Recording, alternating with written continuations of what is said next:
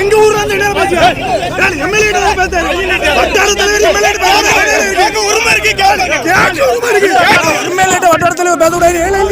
சொந்த நாங்குநேரி தொகுதிக்கு வந்த எம்எல்ஏவை அதே கட்சியை சேர்ந்த ஆதரவாளர்கள் முற்றுகையிட்டதால் பரபரப்பு.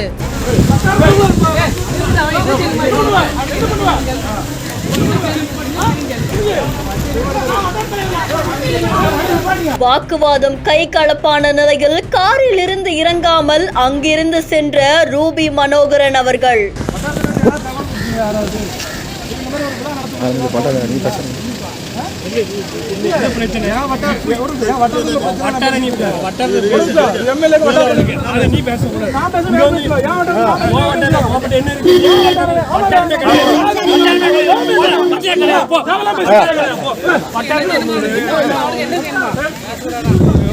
நாங்குநேரி தொகுதிக்கு வந்த மாவட்ட மருத்துவமனைய ராதாபுரத்துக்கு வாரி கொடுத்த இவர் எப்படி மருத்துவ முகாம் நடத்தலாம்னு அடுக்கடுக்காக கேள்விகளை எழுப்பிய நபர்கள்.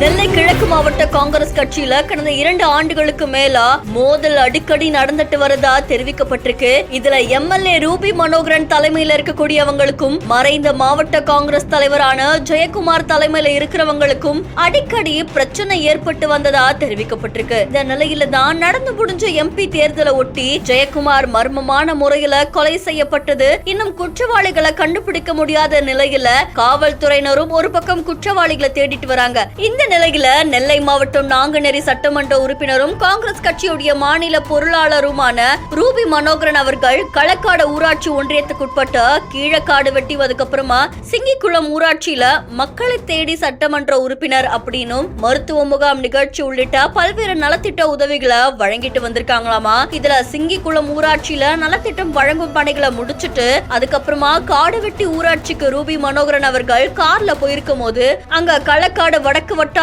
காங்கிரஸ் தலைவரான அருணா தலைமையில காங்கிரஸ் நிர்வாகிகள் சிலர் எங்களுக்கு தகவல் தெரிவிக்காம எப்படி களக்காடு வட்டாரத்துல நிகழ்ச்சி நடத்தலாம் அப்படின்னு சொல்லி ரூபி மனோகரன் அவர்கள் கிட்ட வாக்குவாதத்துல ஈடுபட்டிருக்காங்க. அப்ப ரூபி மனோகரனுடைய ஆதரவாளரான சிவனு பாண்டியனுக்கும் அருணா தலைமையிலான காங்கிரஸ் நிர்வாகிகளுக்கும் கடும் வாக்குவாதம் ஏற்பட்டிருக்கு.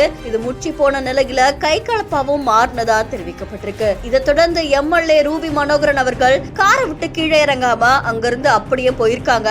அதை தொடர்ந்து பதட்டமான அந்த சூழ்நிலையில அருணா தலைமையிலான காங்கிரஸ் நிர்வாகிகள் அங்க இருந்த பொதுமக்கள் கிட்ட அவர் வரதை எப்படி நீங்க அனுமதிச்சீங்க அப்படின்னு சொல்லி அடுக்கடுக்கான கேள்விகளை எழுப்பியிருக்காங்க. இந்த சம்பவம் அந்த பகுதியில் பெரும் பரபரப்பையும் அதிர்ச்சியையும் ஏற்படுத்தியிருக்கு.